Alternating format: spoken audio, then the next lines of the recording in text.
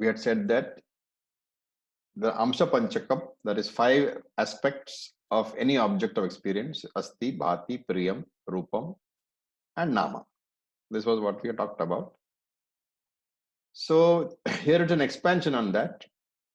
And if you remember, Sankhya philosophy has a slightly different approach from Vedanta. We say there is one Atma and Prakriti has multiple forms.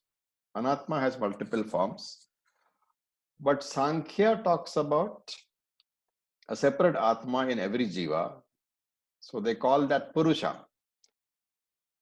And so if you look at the equivalence between Vedanta and Sankhya, Purusha is equal to Atman or Sakshi. And in terms of this particular text, Purusha is equal to Dṛg. But only Sankhya philosophy has individual Purushas, while Vedanta has only one Purusha or one Atma. And what this text called Dṛśya, we call Anatma in Vedanta, and Sankhya talks about it as Prakriti. So according to Sankhya, everything is a mixture of Purusha and Prakriti, excepting that Sankhya says that every body, every Purusha, every Prakriti has a different Atma, while we say that there is no individual Atma. Atma is all pervading. This is the connection. Multiple Atmas, multiple Purusha is the conclusion of Sankhya. And here, Vedanta is negating that in this text, which is a Vedantic text. He is negating it. So he said, Satchida Anandaha Abhinnaha. So you have to break the first word. Now, second line, first word. Abhinnas Satchida Anandaha. So we break up into Satchida Anandaha Abhinnaha. Abhinnaha. Bhinna means different. Abhinna means not different. So Satchidananda here is Sat Chit Ananda Atma. And he's saying, Vedanta is saying that Satchida Ananda Atma is Abhinnaha, is not different. There is only one. There is only one all-pervading existence, which we call Sat. And that same all-pervading existence is also all-pervading consciousness, and we call that Chit. So really speaking, there is no Sat separate from Chit, and there is no Chit separate from Sat. Sat is Chit and Chit is Sat. And obviously, therefore, Sat and Chit and Ananda are all the same. There is no separate Sat and separate Chit and separate Ananda. They are all describing the same entity, which is Brahman. So wherever Sat is there, since Sat and Chit are the same, what is the conclusion? Wherever Sat is there, Chit is also there. That is the conclusion. Right? Now, if Chit is there, wherever Sat is there, then the question is, how can there be any object which is not conscious? Because Sat is existence, and we know objects can exist. For example, mountain can exist, a stone can exist. But if Sat is Chit and Chit is Sat, then that stone has also Chit. It is not only Sat, it is also Chit. So why is that so? If that's so, why is consciousness not present in the stone? Because the Chit aspect is not manifest in the inanimate object. In the stone, the consciousness aspect is not manifest. And all of you all know the reason, right? Why is it not manifest?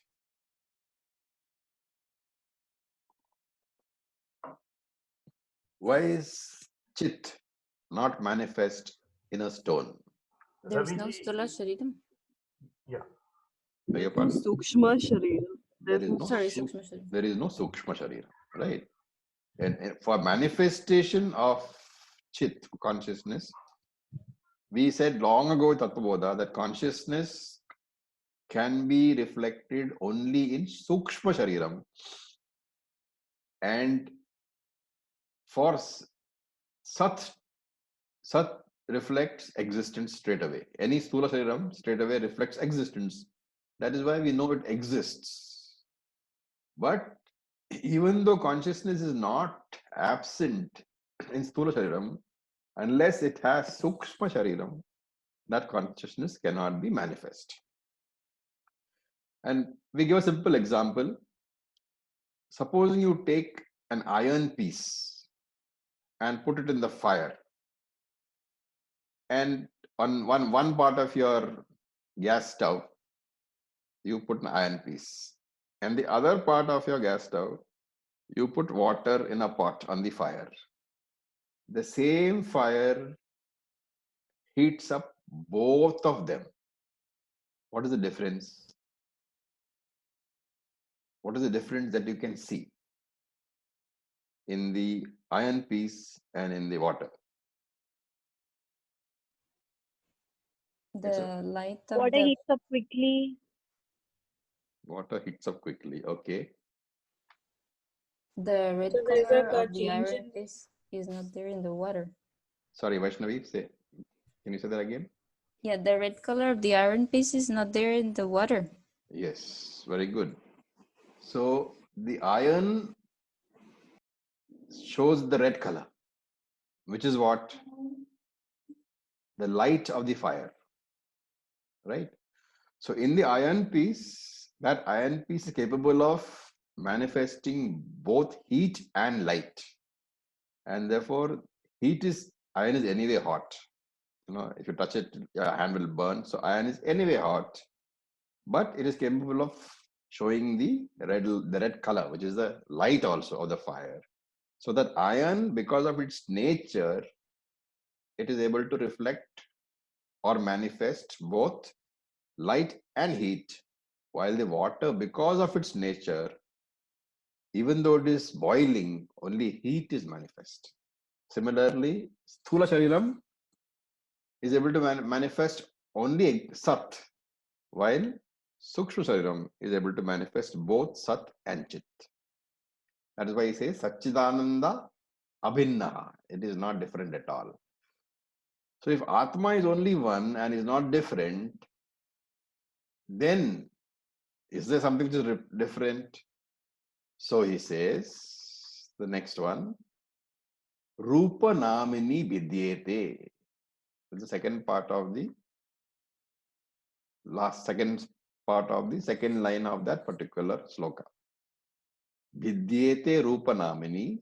You break it up, Sandhi break up, and the Vigraha becomes Rupa Namni Vidyete. Okay.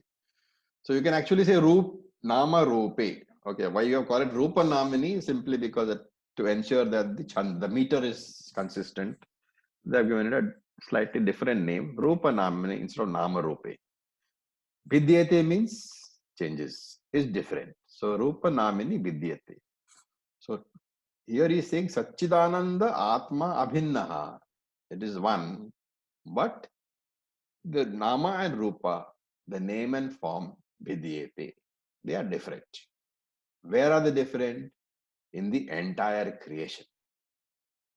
And how do you know that it's different in the entire creation? Now you go to the first line, and there are very complex word, Kha, Vaya, Vagni, Jalor, Vishu. You break it up very carefully. Kha plus Vayu plus Agni plus Jala plus Urveshu. Okay, Jalor, Vishu broken up. So Jalaha plus Urveshu. A plus the U becomes the O in Sandhi. So when you do the Vigraha, when you break the Sandhi, it becomes Jalaha and Urveshu. So Kha, Vayu, Agni, Jala, Urveshu. What is Kha? You've all done Gita. 7 chapters over. So you should know. Space. Space, yes. But what is the word? Akasha. Why Kha then?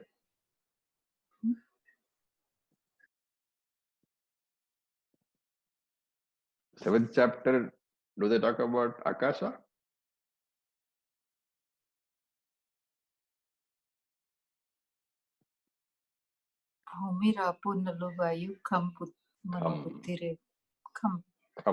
Kham is space. Akasha. Okay. So in any of, that's why I keep saying, you have to remember all the scripture. So whatever you study to remember, otherwise you will find difficulty in every scripture that you read, because all scriptures carry the same ideas.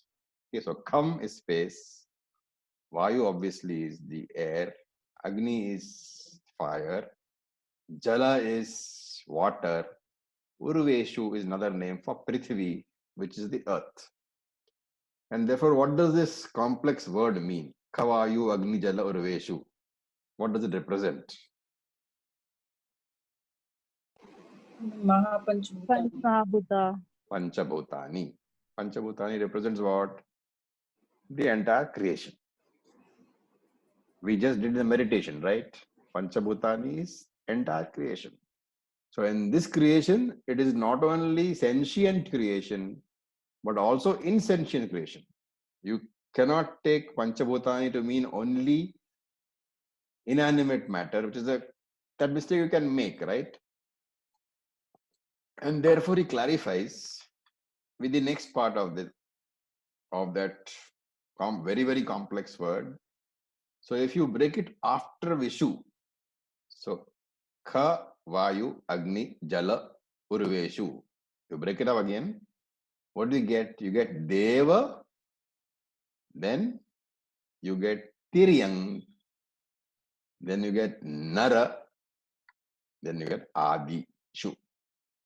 Deva, Tiryanga, Nara, Adi Shu. Okay. Now let's see what that means. Deva is what? The gods, celestials. Now, Sanskrit word Tiryak. Tiryak literally means, anybody knows? What does Tiryak mean?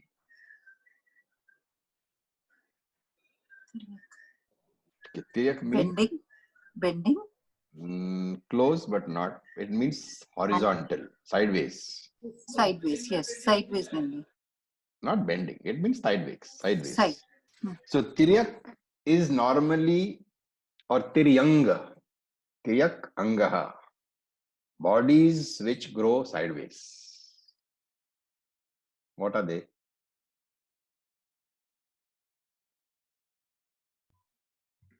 Animals. Pashu. Animals, because they don't grow vertically like human beings, they grow sideways, and therefore Tiryang is another name for inferior beings or animals. Okay. And why do we call it inferior? Because no free will and no buddhi and no speech. So you have on one end you got Deva, at the other end you got Tiryang, and in the middle you got what? Nara, the human beings. Okay. So he says it consists of Panchabhutani and also of these beings. So consists of inanimate as well as animate matter. And among them is also human beings. So in one shot, Devas, Tiryang and Nara Adi. The Adi is etc., which covers everything, which is not covered here. Plant life, insect life, bacteria, everything which is there is covered. In all these, he says, Satchidananda is not one, is one, is not different. Abhinnaha is only one, but Nama Rupani are different. So, and this, if you remember the last verse, Asti Bhati Priyam. What did it say? Was what? Brahma Rupam. And Nama Rupa was, Tathodvayam was Jagad Rupam. So the first three are Satyam, the last two are Mithya. And what is the problem here? We expect permanent support from impermanent Ramanupa, Nama Rupa. Because of that, why do we have this problem? Because we make the mistake of mixing Satyam and Mithyam. We are unable to distinguish between Satyam and Mithyam. Unfortunately, Satyam and Mithyam is the permanent mixture of any object, which was said in the previous verse, where we said, Amsha Panchakam. 5 aspects of every object that you experience. 3 plus 2, 3 is Satyam and 2 is Mithya.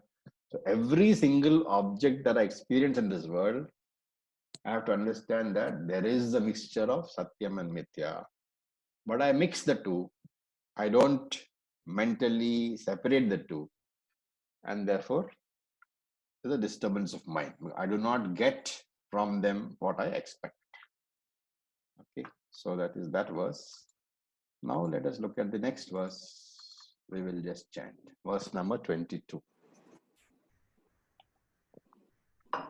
Upeksha nama rupe dve उपेक्षनामरूपे द्वे Satchidananda Tatparaha सच्चिदानन्दतत्त्वः Samadhim Sarvada Hridye समाधिं हृदये Vatva Bahihi. वार्ताबहिः. Okay, so there's one word missing there. It is Samadhim Sarvada Kuryat. That has not come, though it's there in the English translation. In the English transliteration is there. It should be Samadhim Sarvada Kuryat. Samadhim Sarvada Kuryat Riddhe Vatva Bahi. Okay, that is the chant. So let's do that again. Upeksha Nama Rupe Dve उपेक्षनामरूपे द्वे Satchidananda Tatparaha सच्चिदानन्दतत्त्वः Samadhim Sarvada Kuryat समाधिं सर्वदा कुर्यात् Hridaye Vatva Bahi. देवात्माबहिः.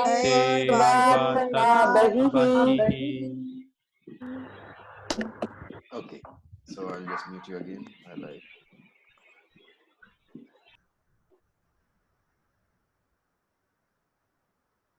So, with the previous verse, we had discussed basically samsara karanam and what are the remedies. So, samsara karanam is what? The satya mithya mixing, which is the avivekaha, the lack of discrimination to understand the difference between satyam and mithya. And therefore, obviously, the pariharam, the remedy is what? If satya mithya avivekaha is the problem, what is the remedy? Satyam Mithyam Viveka. The remedy is obviously satyam mithya viveka, discrimination between satya and mithya. Okay, which we talked about in Tattvabodha first paragraph itself. What is viveka was nitya anitya viveka, which is exactly satyam and mithya viveka. Now, assuming that we are looking at a standard Vedantic study, which this text also is, we have done Shravanam and we have done Mananam. So we have done the knowledge of what is Atman, of what is Anatman, and we have thought about a few doubts and cleared that. And now obviously the next topic is what?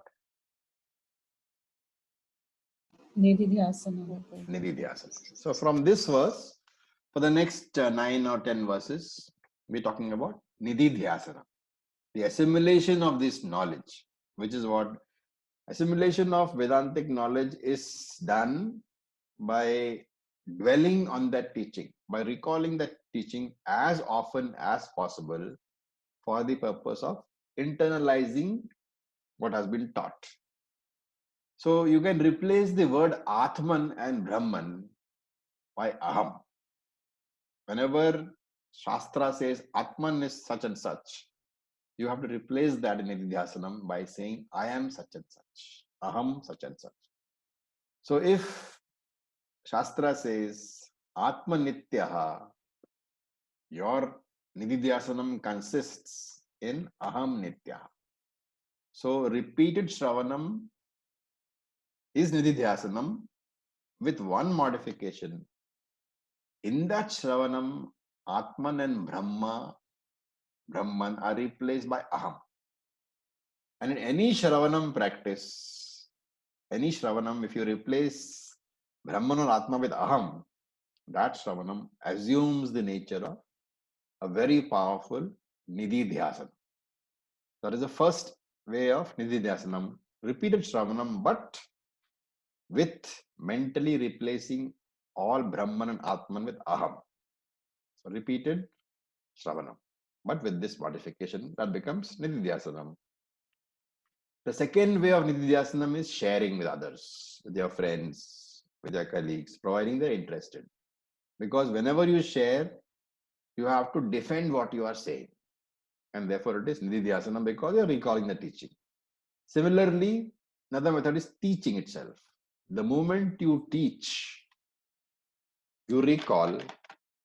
And if you're going to teach a class, for example, you will know that depending on the quality of your students, you will have a lot of questions. And therefore, before any class is taught, you will again do the Shravanam, or at least read your notes or read the basic text which you're going to teach and think about it. So teaching is also an excellent form of Nididhyasanam.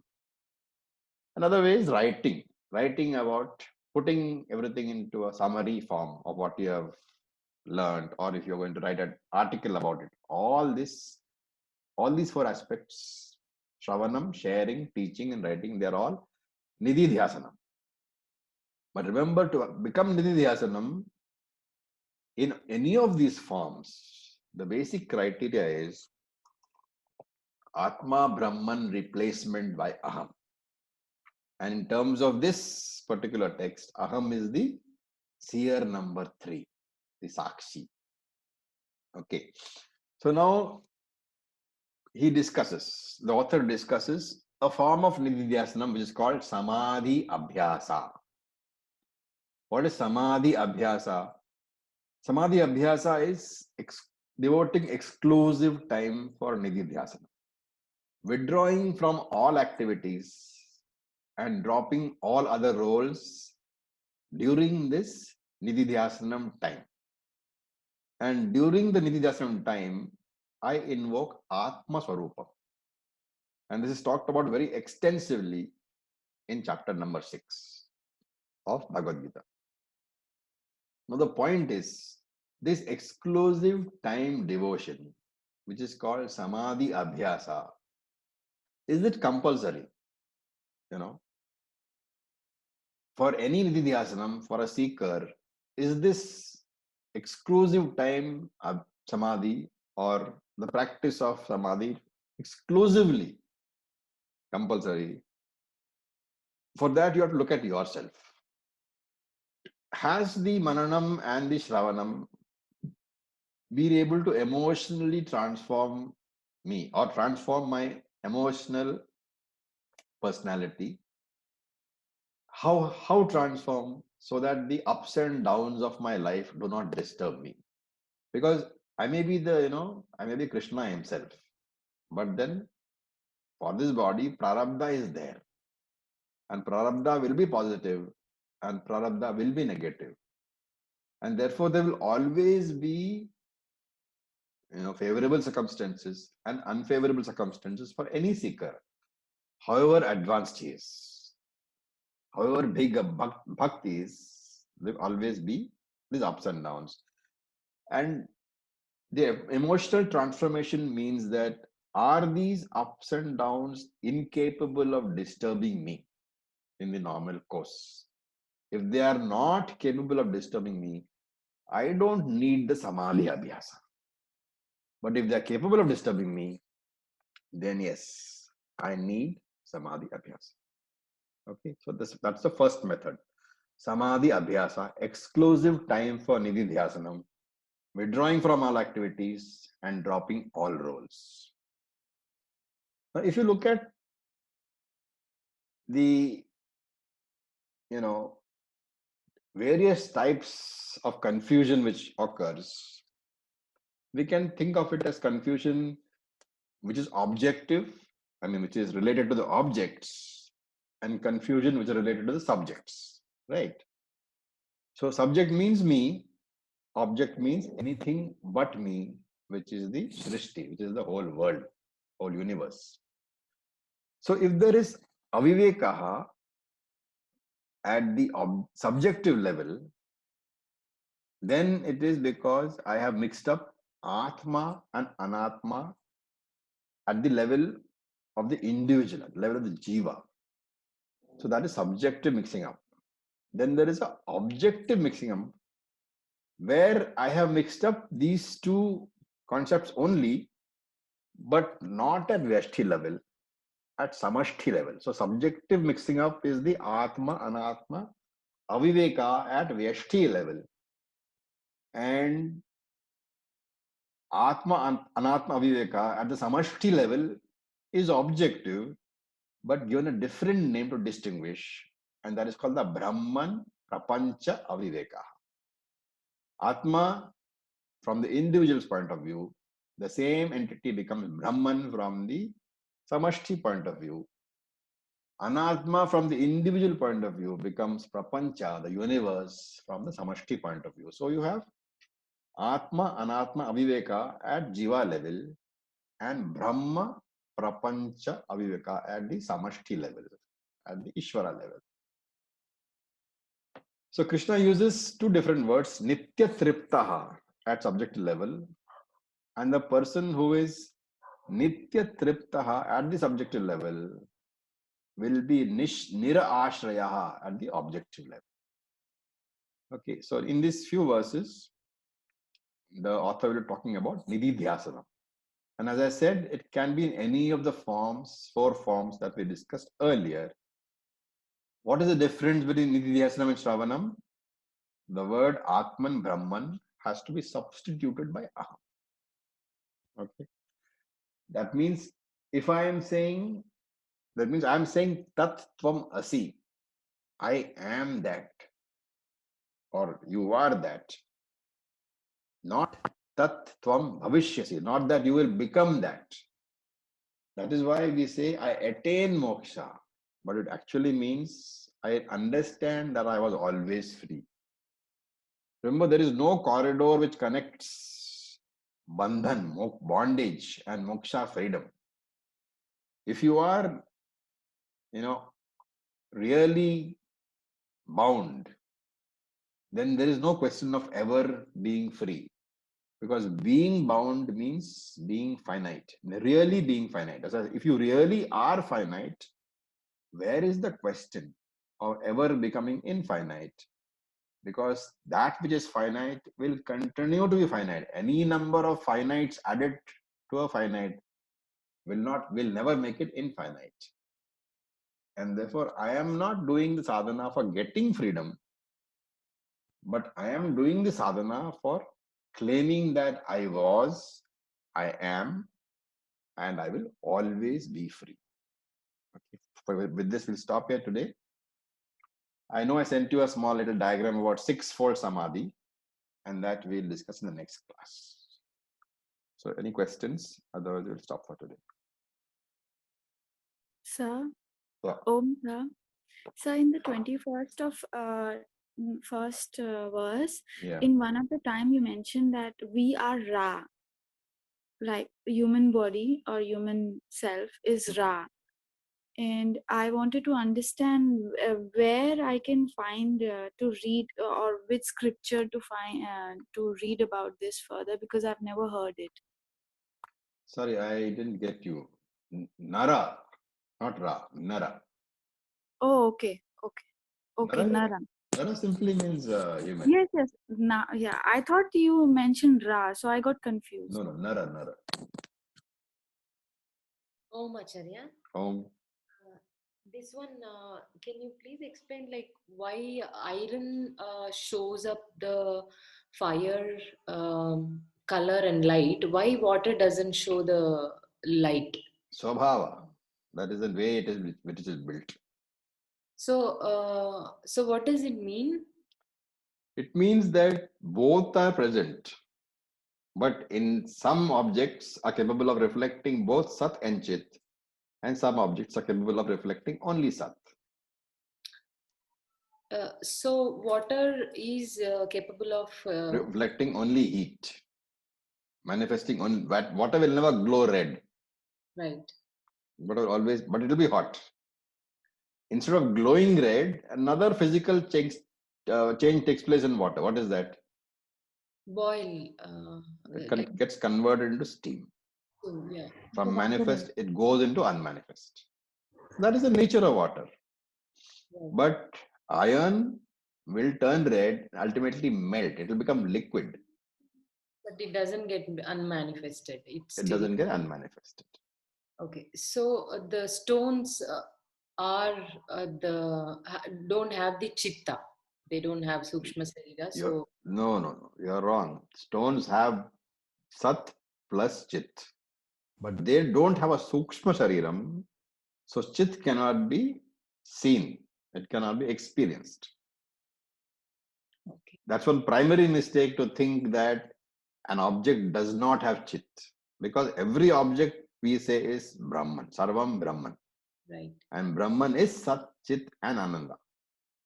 Therefore, if you are not able to see Chit and Ananda, you don't see the table talking and dancing, it simply means that it's not capable of reflecting Chit and Ananda.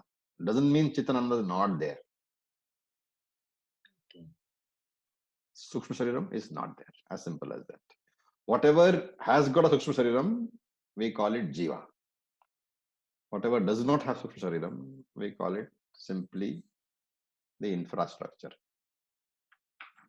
So if everything is Brahman, so Yeah. how about these? I know if it is very silly, like mumukshatvam, or like the realization, or realizing that yes, so the karma philosophy or whatever. So how does that work if everything is Brahman? That is why it works, because it's Brahman. If everything was not Brahman, how would it work? You can't convert something into Brahman. That's exactly what I'm saying. If something is not Brahman, it is finite. The finite can never be converted into infinite. You can add infinite number of finites, but the answer is still finite. So they're not in this evolved process. Only those Who is not in the evolving process? I mean, everything is Brahman here. Like, so I just want to understand, like how this karma thing works, like prarabdha and all that. So, is it somewhere related that we are all moving towards that realizing Brahman? That's a very long discussion. Have you done Tattvabodha? Yes, yes, Then you should be knowing this. You have finished the Tattvabodha class? yes. With Shivani ji, I have finished. Then you should be knowing how it works, right? Karma theory. Yes, that's what I know. But when this everything is Brahman, and then now the topic came of they do have chitta, is actually I've got a question. So everything is Brahman means everything is Sat Chit Ananda. Oh, the Maya. Then it would be the Maya, right? The all the manifestation. Are you saying Maya is not Brahman? No, it is Brahman. You have to understand very clearly. Maya is Brahman, but Brahman is not Maya.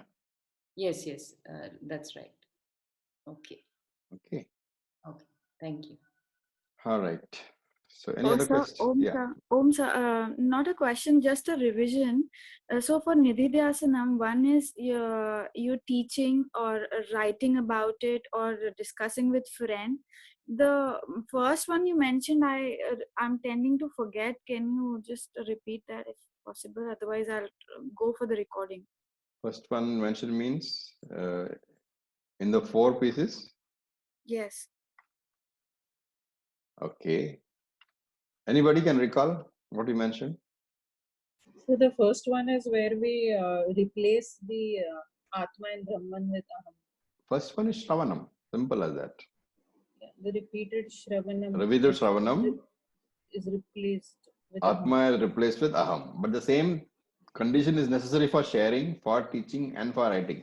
For it to classify or qualify as Nididhyasanam, Atma has to be replaced by Aham. Doesn't matter if it's Shravanam or sharing or teaching or writing. Unless you have mentally replaced the Brahman with Aham, it doesn't become Nididhyasanam. Nididhyasanam is assimilation. So if the teacher is telling you that Brahma Satyam and you are understanding that Brahman is Satyam, It is not Nididhyasana. If you're understanding it as I am Satyam, Aham Satyam, then it becomes Nididhyasana. So that mental replacement is very necessary. Yes, sir. I'm getting confused with that only, and I'm stuck there. Yes, thank you so much. Why? You just, whenever you hear, you replace, and that is why you can't do, it's not like a normal Shravanam, just hearing a lecture. You take one piece and if necessary, you do a Samadhi Abhyasa. You sit down, mentally replace word by word until it becomes, effortless for you. Then Shravanam is fine. But first few times, it may be necessary to do a sitting down meditation. Yes, sir. Thank you. Okay, so with this, we'll stop. Om Purnamadav Purnamidam Purnat Purnamudachyate Purnasya Purnamadaya Purnam Eva Vasishyate. Om Shanti Shanti Shanti. Om Tat Sat. Om Namah Shivaya. Thank you.